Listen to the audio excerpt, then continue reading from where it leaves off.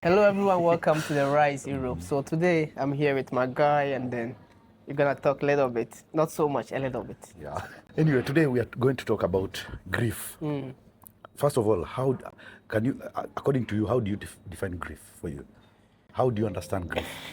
It's a little bit of, I don't know if it's objective or subjective kind of thing, but it's when something happens to you and then you have to think about it, how it has affected you, how are you going to move ahead from such situations. How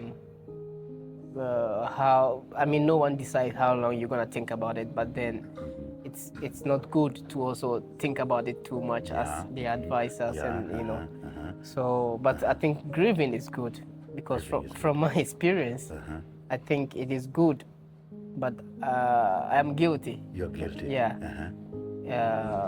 So You see the way me I see grief, the way you're saying, the way we were taught back home, like you're from Ghana, I'm from Kenya. Man, I felt we were taught like you're not supposed to grieve, like even if you, like you're not supposed. You are 100%. You are 100% right. It's like how we grew up and how they groom us. Yes. You are not supposed to grieve, you know. And then even no offense, but when you are a man, then that's like even out of the question for you when you are a man. So it's like as a man you shouldn't grieve. They tell us men don't cry, men don't cry. But so I think we are all human beings, and these kind of things are things that we should do, but we don't do it. But I think when we grow up and then you get a bit more knowledge about everything, when you get to know how the world is and everything, then set things like that. So for you, there's a different, the way, okay, now we are in Europe, yeah? We're living in Europe. Grieving for you long time ago when you were back in Ghana, and now, have you seen, like, is there a different? Yeah. Because of me, it has hit me differently. So I just wanted you to tell me, like, when you were in Ghana, if something happened, how did you used to grieve, like? And when was that, or like Ghana? Yeah, so I don't think I ever grieved in Ghana before I came to Finland. I mean, I came to Finland maybe, I wasn't that young, but I was a little bit young. And of course, in life, things happen, like in the family, with your friends, stuff happen, and then I think you just, the way you were brought up, you just get over it. Something that it happens. It happens, and then you get scared, and then it's done. You know, if it's a funeral, for example, it's maybe a little bit sad that sometimes the funeral takes time before it is done. But for example, when a Muslim die, they just bury the person as soon as possible. So when the funeral is done, I think from there you just get over it. So for you, so it means like now, the way you grieve now, it's totally different the way you used to grieve before, because now you are far, you're in Finland. Give me an example of like how do you deal with it, like here? I think that's, you remember I said I am guilty. Yes. I'm someone that when growing up or even up to now, I try to be hard on myself, that when things happen that you need to grieve or you need to, for example, cry, I don't. Surprisingly, when I lost my dad, I didn't cry. When was that? That was when I came to Finland.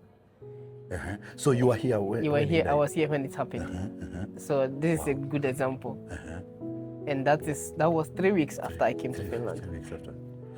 Take me through what happened. How did you learn it, and what was going through your mind and everything? Yeah, there was a lot. So the first thing that was going through my mind is, maybe it's not true. That's what I said. Maybe it's not true. And then after that, the family start calling you, and then you start hearing news, and then you hear the whole community is talking about it, is grieving. Your friends are testing you and everything.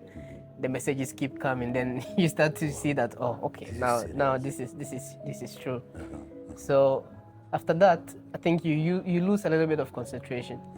That you can't concentrate on what you are doing because you are thinking about the person. Should I have called him yesterday or this? Should I have bought him this? Those kind of things. So yeah, it hits you hard. But even all those times, I couldn't cry. because when I was growing up, I think this is just my my thing that when I was growing up, when you get to the age of like 14, 15, you become a big man, and then you're like, I don't understand why. This is just a quote. I don't understand why people cry when someone died. The person has died. It's dead. Let him go. Yes. But then when it happens to you, then you're like, oh, no, you understand You know, why. that's how I was. Yeah. I used to hear people say like, I lost my mom, and I was like, oh, I am sorry. I'm sorry. Take care. We are going to pray for you. Bruh, that thing is hard. That thing is hard. Unless you experience it, then you are like, oh, yes, that's what people go through. So for you, when your dad died, yes, you had like people were calling you and everything, but still, tell me like the truth, like how were you feeling inside, even if you didn't want to show? You're saying confusion. You had confusion. Yeah, I was. For example, I came to Finland to study, so we were in school at that time when it happened. So the next day I have to go to school. I was in class. I wasn't even. I was just sitting there, and then just sitting there. The teacher was teaching, and then I don't know what's going on. I'm just thinking about my dad. So I think the teacher realized, and she asked me, am I concentrating? Is everything all right? And I said, yeah, I'm fine. I'm just tired or something like that. So deep inside you, you feel sorrow inside you, a little bit of, you get scared a little bit, But I think it also heals as time goes on. But the first day, the first week, it's hard. That's really hard. So in your mind, did you feel like you wanted to be home? Or for you, because you are happy, you came to that's the thing that made you like feel like you can't go back home now? Or were you planning to go for the I didn't really plan. I didn't plan to go home because about 8 years ago, 7 years ago, it wasn't like this with regards to students and work and stuff like that. So when we came that time, it was difficult to even get a job. So I was like, no, I'm not going home because I need to, start to build a base and then foundation here in Finland, get to know the system. That was the one aim. But I mean, of course, if that time, if you bought me a plane ticket to go home, maybe I would have gone. But I didn't plan to go. Did you feel guilt?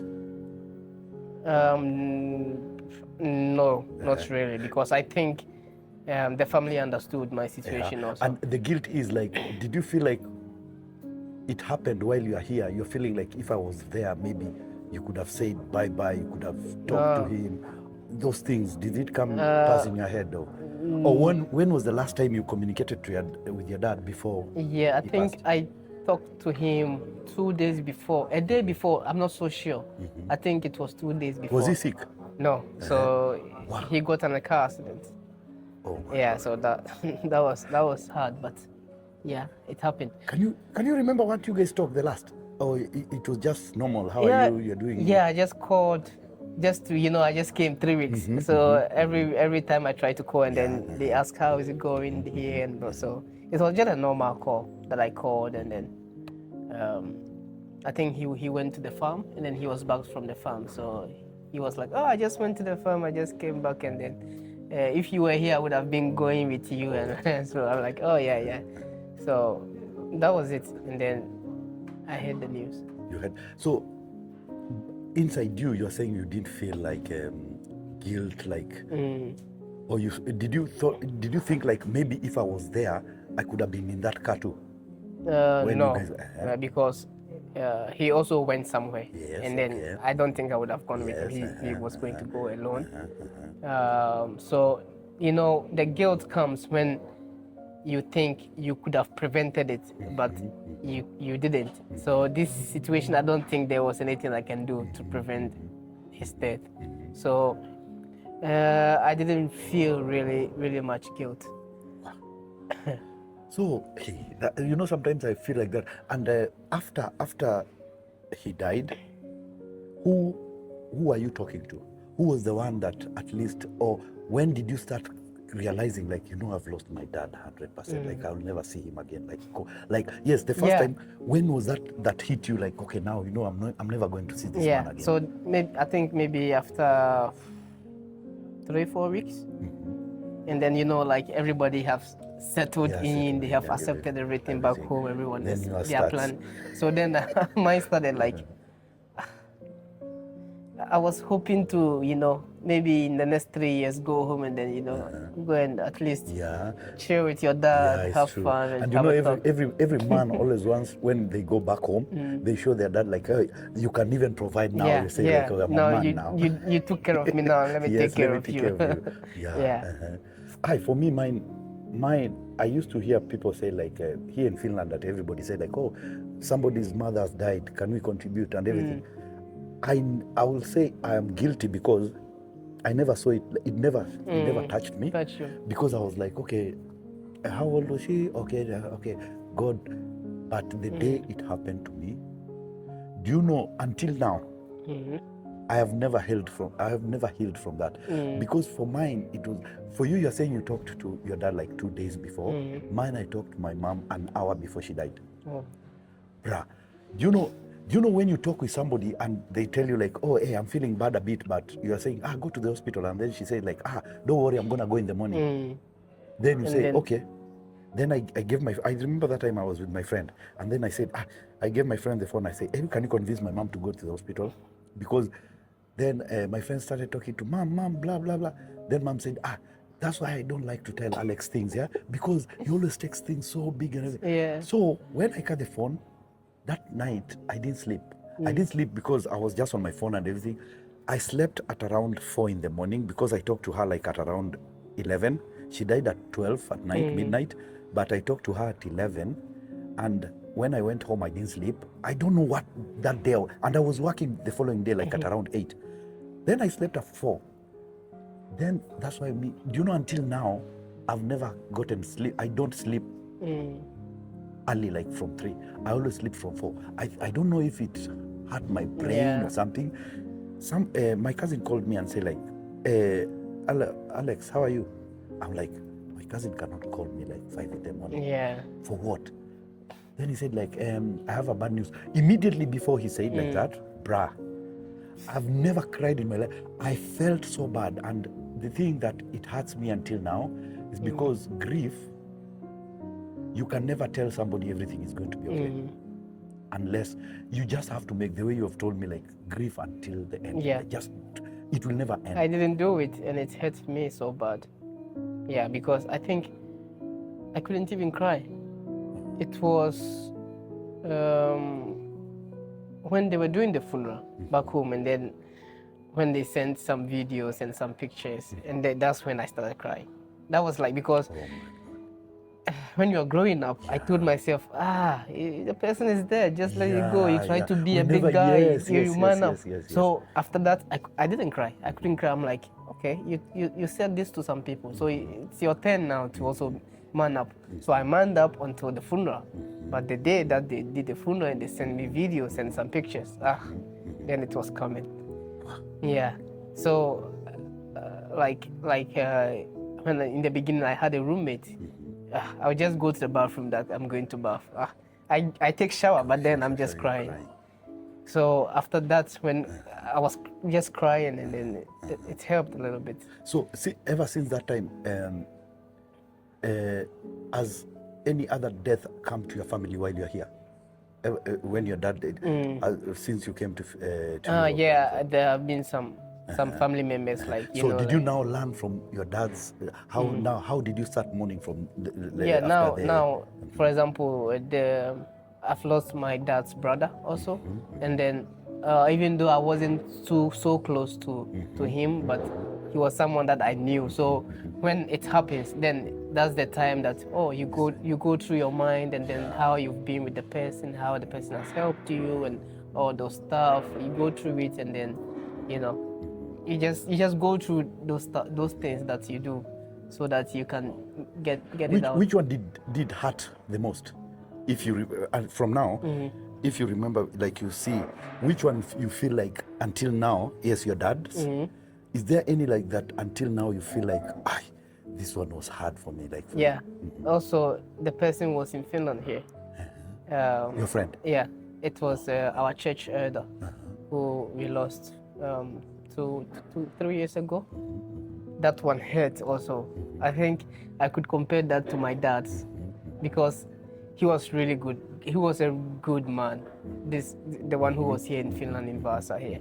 He was like, so I took him like my dad. So it's like you cried even more because you are just like You understand? compensating because I took him as Yes, my your dad dad, because yeah. I was like, this one is like exactly like my dad. So yeah, I wanted to say something before.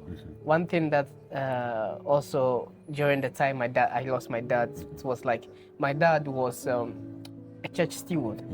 So we go to Methodist, and he was a church steward, and he was part of the church leaders. So when he died, and then after some time, when you read the Bible, it's like the the Bible says the death of a saint, God cherished that kind of death. So then when you go through those things, then you are like, oh, you are not happy, but then you are not so worried that your dad. I'm not saying if someone die without knowing God, that is so bad, but you never know what happens after. God only knows.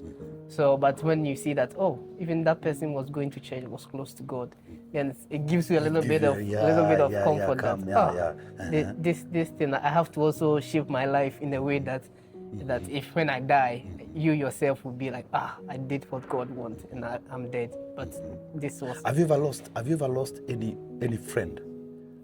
Like now, we don't have to talk about like older guys that you have. Your age mates or low. Have you ever experienced any of that? I haven't really experienced. It was recently that I lost someone also.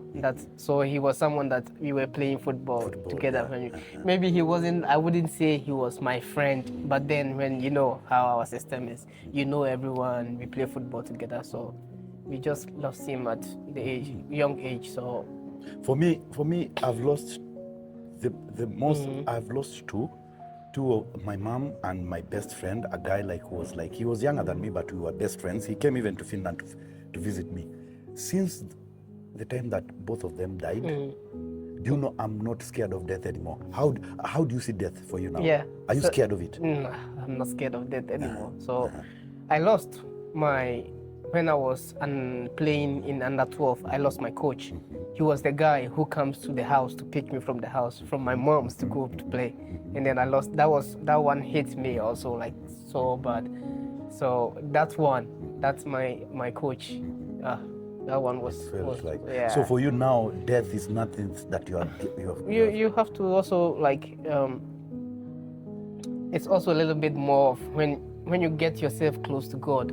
The Bible will really encourage you that even you just have to do what you need to do to get straight with God, so that when it happens, then you know that you've done what you need to do.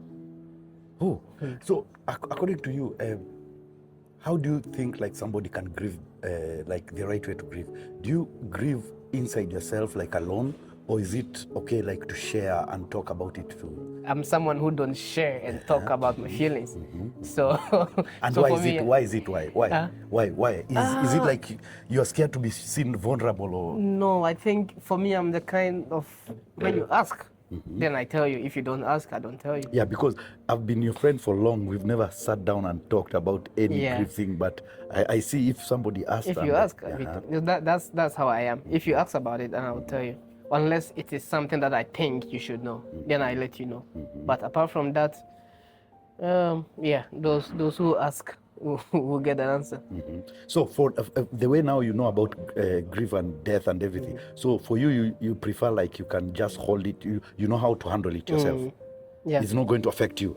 I think I mean it will affect you, but it will not affect what you're doing around. Exactly. You just keep on doing what you're doing, and then it's not easy. I can just say it like that, but it's not easy, And I really want to be like you, because for me now it made me weak. I don't know. If anytime I see a phone, somebody ringing back home, but yeah, that's the thing I wanted to ask you. Now, we are in an age now we are going to be losing people. Yeah. We have to be ready. We have to know by sure is the time that even you can die. Your parents are going to be dying and everything. So, do you feel like when you're far, like in Europe, and you think like friends here, workmates or bosses here in Finland, they understand when you're, maybe say example, like you told me your grandmother just died recently. Yeah. Do you think like if you go to your boss and you say like, and you loved your grandma, and you say like you need to go back to give them to give you like permission to go, do you think like Finnish or per se like here in Europe, they understand the connection that us we always have with our extended family?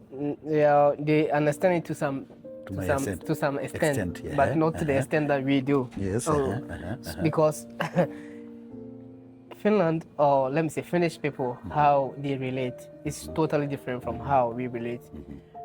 When I was growing up, you know, sometimes from school you have to go home and fetch water before your mom tells you, if you don't go and fetch water, I'm not giving you food. So for me, I loved football too much. So from school, I just go and play football. After that, where do I go? I go to my grandma's place, and there's always food. So I go there, I eat. I go home, my mom's like, I'm not going to give you food. And then I'm like, I'm just giggling, you know, I'm full already. Yes. So someone like that, you get really good connection with her. And also, like, I'm the last born. And then when I was like, the time to go to high school, all my brothers were either in the university, and then we were living in the small town. So if you want to go to university, you have to go to Kumasi or Accra. So they have left home. So it was only me, my parents, and grandma. You know, so you are always there. We make food, we send some to grandma. She makes food, she wants to bring us some. So that kind of connection and everything, it makes you like develop a deep feeling. So I don't think that kind of society that we have back home is the same here in Finland.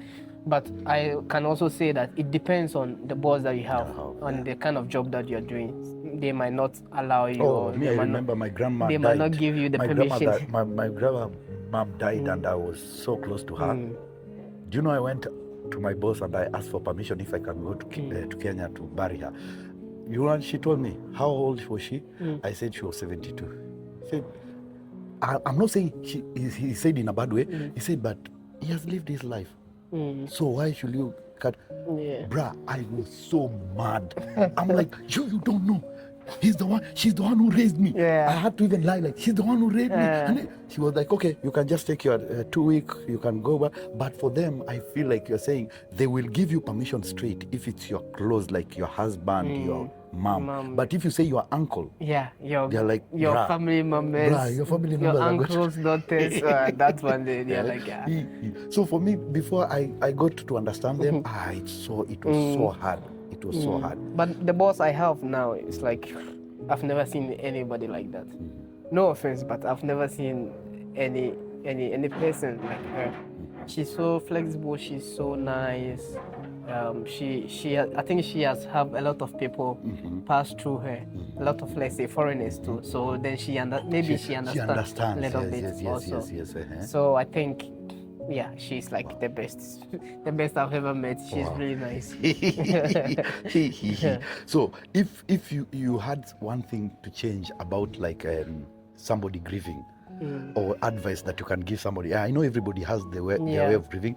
What do you think you can tell somebody about it, like for him to make him at least feel better about it? I think when we all talk about grieving, what the base thing is for you to cry, but also I think you should talk to people about it. Which and you should not blame yourself. You shouldn't blame yourself for anything, because things happen, and then probably there was nothing you could have done to prevent it. So you don't need to blame yourself, because when you start to blame yourself and think those things, then it stays with you. It might stay with you forever. That's why you see people going to therapists, because they need to talk to someone to give them a different perspective, you know.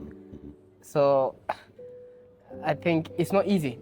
I can just say it on the silver platter, but it's not easy. And then people go through everything differently. So if you have to cry, just cry. If you want to talk to someone about it. I think women are more better but talking to someone about things like that. But I think as men, we have to also grow up So for you, you believe sometimes grief can even change somebody's personality, and Yeah. somebody can change. He was a nice person, Nice. all of a sudden, then he becomes so cold, and he doesn't want to. I'll tell you a story. I had a friend here, Edward. He's not here anymore. He moved out. So he had a friend, and then the friends, there was a robbery. The robber came to steal stuff, money, things, and like that. And then they were like two robbers. So they had done robbery. They were almost leaving, and then they were like, they came back. Now they are forcing the guy to sleep with his mom at gunpoint. Oh my God! Or else they will kill the mom. So the guy couldn't do it, and they killed the mom. They shot the mom. So since that day, whenever the guy hears that there is a thief somewhere, he wants to just go and kill the person. So I think he's not the same person now. I think he's been through, God being so good, his mindset have changed regarding people like robbers or thieves, because I don't even want to imagine it's being in that situation. Crazy. I've heard situations like back home where there's a bus going, traveling bus, passenger bus, stop the bus, they take their money, their phones, and then they are trying to do some stupid things, and then sometimes if you rob someone, just go, because killing the person won't give you anything. Yes. But they do things like that is unimaginable. But yeah, so someone like that, if for him during that time, all that is, unless he doesn't hear that there is a robbery or something, and then he was also studying IT, so he, you know how dedicated people can be dedicative about. He can even, he don't mind buying some IT stuff to just to track a person like that. So that's what he was doing. That guy can kill anybody, even if it's somebody's lying, like somebody has stolen. He can. We see in movies where I don't know if you watch The Beekeeper. Yeah, The Beekeeper. Yes. It happens. There can be rare people like that they are just there to just. The Beekeeper. Somebody killed his dog or what? Was it his dog? No, I think the guy was scamming old people. Okay. With their money and stuff. And then I think someone close to him was scammed also. So then he was like, okay, now it's done. It's done, bro. Something like that. These things sometimes, life. So you said even going to therapists. Sometimes it can help. Yeah, African men, we are not good at that. And we need to stop that. We are good at that. So for you, according to you, what happened to you from your dad, from your grandma, and the teacher? Do you think it has changed you? Like you now you appreciate your people who are coming to your life more, or you still think like? Yeah, it's really changed me. Yeah, it's really changed me a lot, because now you learn to cherish people who are in your life. And then also I've learned that when we are in abroad, from Africa, and then like I would say if you grow up in Africa until the age of 20, 25, 18, and then you leave, there's difference between a Ghanaian who is born here or who came here at the age of 3. The kind of, I wouldn't say hardship, but the life that we went through before you got to 20. Someone who left at the age of 3 or 5 didn't get that experience. So when we come here in abroad, then there's a lot of responsibility on us. Now you have to take care of the family, your mom, your dad, your brother's kids, school fees, and all those things. But in all of that, just make sure that you're also taking care of yourself. Seriously, because have you checked the weather today? No. Okay, now it's good. It's -5 now. In the morning it was -16 when I was going to work. 16. Yeah. I had to go and scratch the car. So imagine. I'm glad I don't wake up that early. imagine waking up at 6 o'clock In Ghana, that's 4 a.m. 4 a.m. They are sleeping. They're asleep. By God's grace, they are sleeping. But you are up scratching the car. So I'm not saying you shouldn't help anyone back home, but make sure that you are not also doing something, going through mental problem because you have bills, you are not able to pay your bills or something. Mom, I So- became cold. Me, ever since my mom died, Yeah, I think you have to. Bruh, I you don't have, care. You have to learn some things also that. You have to make sure. I'm not saying leave, forget about your family, but you have to. This is a two-way thing. Don't forget about your family, but you have to make sure that you're not forgetting about yourself too. yeah. So, I mean, of course, in abroad, everyone lives with bills and stuff like that. But bills that later leads to the debt collectors where they have to add more and then it spoils your credit and those stuff. I think we have to take care of those things. And then also, then we take care of how we live here. The way things are here, things are smooth compared to back home. So if you don't take care, you might go over the board. Like, as that example, like speeding ticket, police cases, immigration case, you have to avoid all those things because it really affects your mental health when you have like police cases and immigration cases. So yeah, just a simple life and then, take care of yourself, the most important. Yeah, that is the most important Yeah. thing because for the past 3-4 years, like 2-3 years, I've not been thinking about myself. The time that I sat down and I remembered everything, do you know, even small thing makes me cry at night. Like now I don't like seeing someone talking bad to the mom, talking bad to a friend. You see, like with the time I lost my friend, I was like, even when I see you guys, maybe we have a small argument and everything, I'm like thinking, do you know this guy cannot be there tomorrow? What are you going to say about him when he goes tomorrow? You see, I'm getting so scared, but I'm not scared of death. But sometimes I say, like, I don't want to be the one mourning. I want to be mourned because I'm scared now. I don't want, because what I went through. Me, I'm telling you, I don't want that, and I can never even wish that to my enemy. Losing somebody who is so close, it can be a father, it can be a friend. That one it's too painful. So for me, I feel like who did you blame when your dad died? You didn't blame anyone. No. Do you know me? I was blaming God. My head was like, I was like, Dad, like, why did you take her? She has never done anything. Like, she was the one who was. You are not the one who. Yes. I thought the same. My dad was a church leader. Yes. Me, I was like, my mom went to church. She was the one praying all the time. But then I came to realize, sometimes maybe God takes people who are good, who are already clean, so that they don't want them to get like into more. Then us who are remaining, we are trying. God is trying to give us time to repent, to do things right and everything. Because even in the world, those Hitlers and everybody, they live long. Yeah. Somebody who is good doesn't live even that long. Like you see, that's what the Bible is gonna taught you, that doing good doesn't make you live long.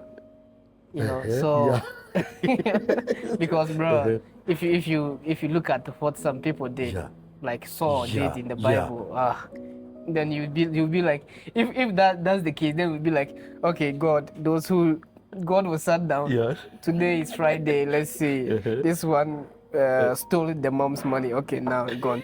Nah, come on, it can't be like that. I think you're given a grace period for you to repent. So there's one thing, like there are some blessings that God has given it to us for free. There are some blessings that He has given to the whole world. Even if you are a Christian or not, you are enjoying that blessing. Some people don't see it. Waking up every day is a blessing. That kind of blessing, He gave it to Adam. So He can take it back. When God promises you something, He gives it to you. All the things, we breathe freely, we get food, we buy food, of course, but then He provided it for us. These are blessings that God gave to us, no matter what was going to happen. And then It's true.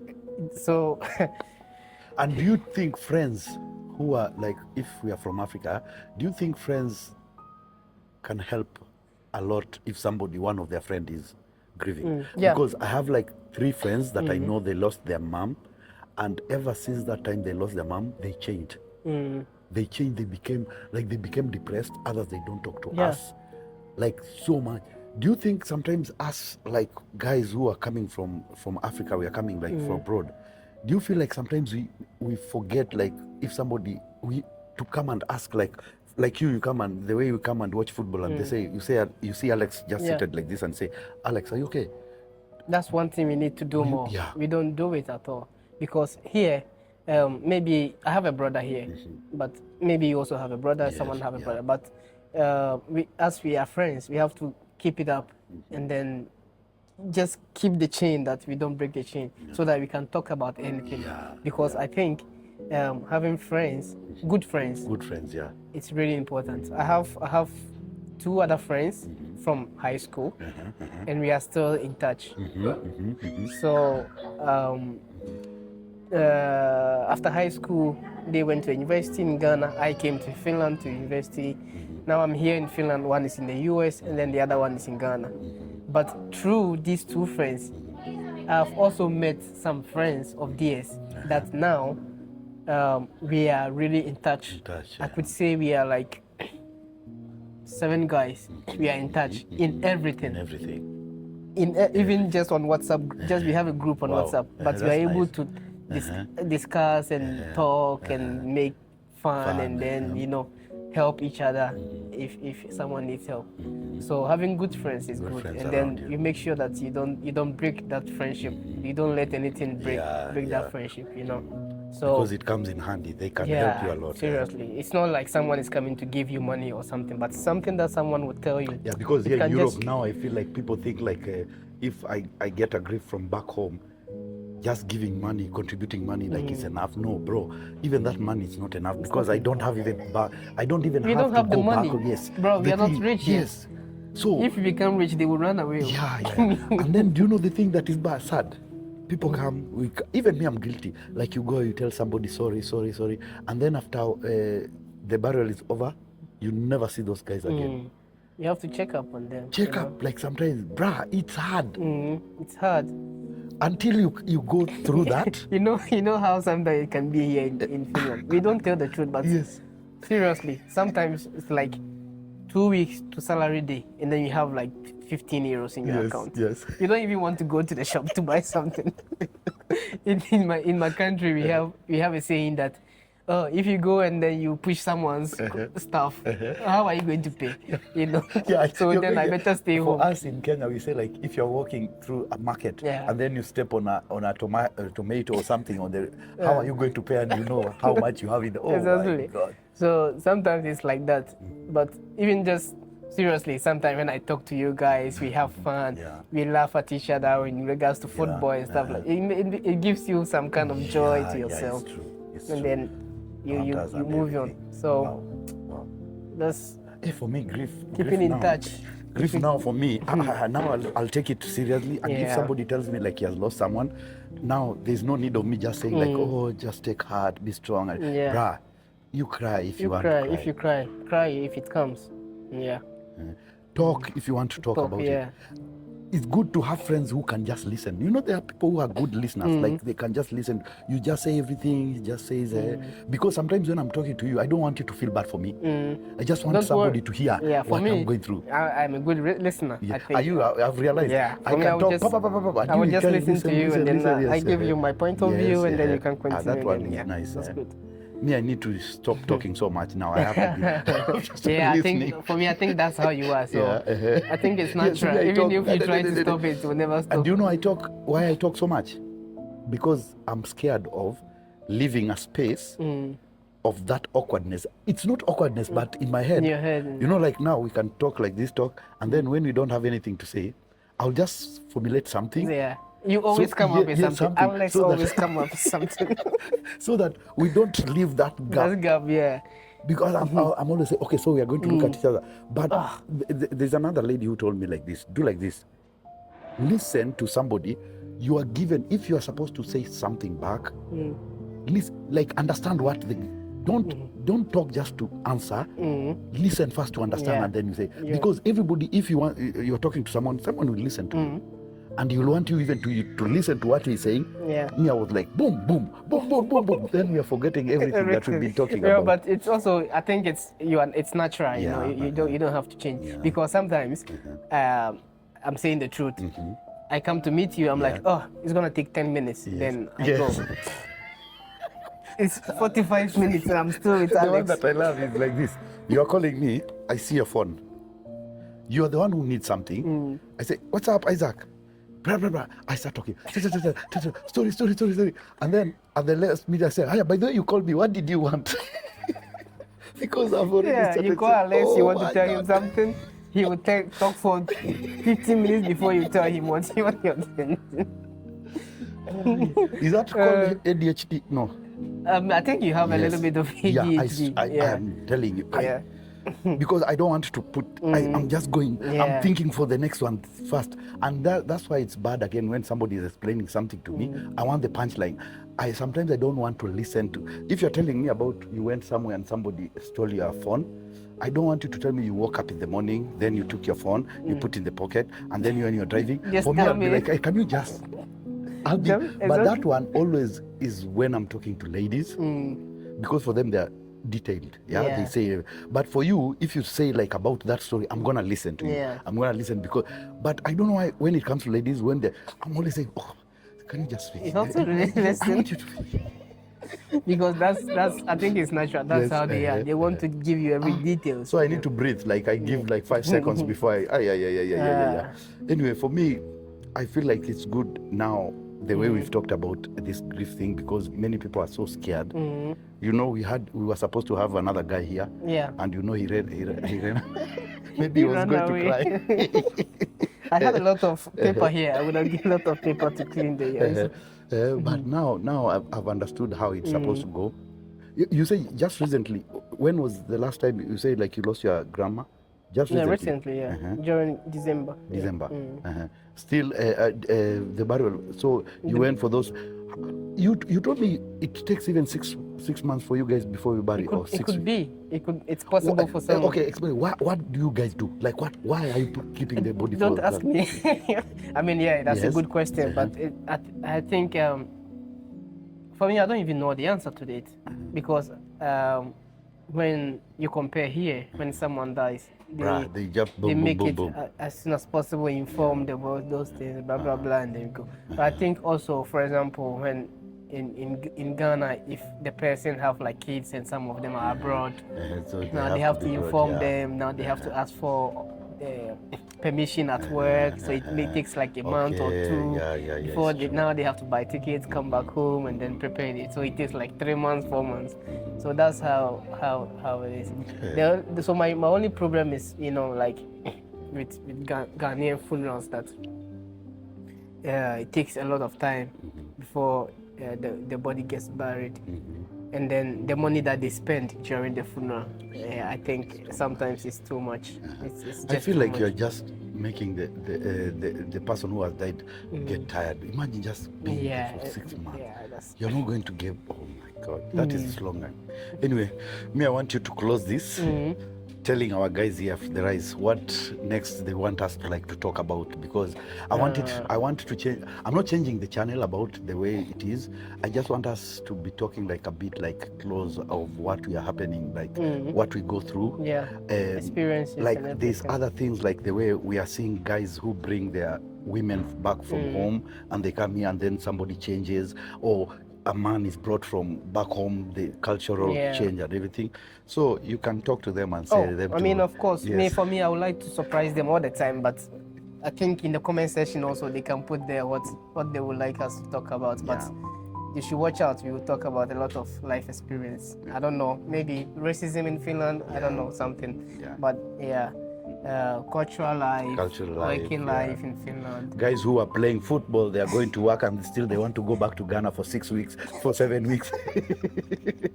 He tell us where he gets those money, because even us, we want to go back home, but we are not. Don't worry, that's why I tell you, talk to me. When you talk to me, we will talk and then we'll figure it out. I'll do that. And guys, please, grieve. If you're feeling like you need to cry, just cry. I'm talking to you. You grieve. You are looking at me. It doesn't mean like you are any man less or something. No, it doesn't matter. Because when you are going, there's no tag at your back, which is that this guy is not grieving or anything. Don't do like him the way he used to cry at he goes to the shower and then go to the bathroom, please. If you have to go to the bathroom, this one go. Put shower on. Put shower on and cry. Oh, Yeah. it was nice. Thank you very much, Yeah. Baba. Yes. You'll be seeing me and him most of the time Yeah. because now we want us. It is going to be me and him. Ask us anything, we are going to just talk. And Yeah. even if you want to know how to come to school here, Yeah. everybody is going to say his Yeah, own we way. have experience. Yeah. Everybody has gone through something. How many years have you been here in Finland by then? It's been 10 years 10 now. years. Me, it's 13 years. Yeah. Oh. So we have a bit experience. Experience, yeah. But I don't know how to speak Finnish, so don't come and talk about Finnish. Kan puhuu hyvin suomea, niin, mutta hän ei halua puhua suomea. En mä tiedä miksi. Mutta seuraava aikana me ottaa se haastattelu suomen kielellä, eikö niin? Yo. Hyvä. Yo. Thank you guys. See you. Thank you guys. See you. Bye. Most of my guys are now in Accra. Of course, I spent almost like 2 weeks at mom's place, or 3 weeks. Used it because they weren't even sure. They weren't even sure. Yeah. You're the one going to say like, hey, we are back to the rice Europe. The rice Europe. By the way, how was Ghana when you went? Was it good? Bro, if it wasn't her, I would have changed my flight. Seriously. Okay, this is what I do. Before, this is what I used to do. It wasn't last year. Last 4 years when I went to Ghana, I went to open the bank account. So every month I just send 100 euros into it. Okay. I just send 100 euros. So every time you get... I get salary, I just send 100 euros. If the salary is good, sometimes I just send 200, 300. So when I get home, I have something in the account which is enough to do some things for you. Damn.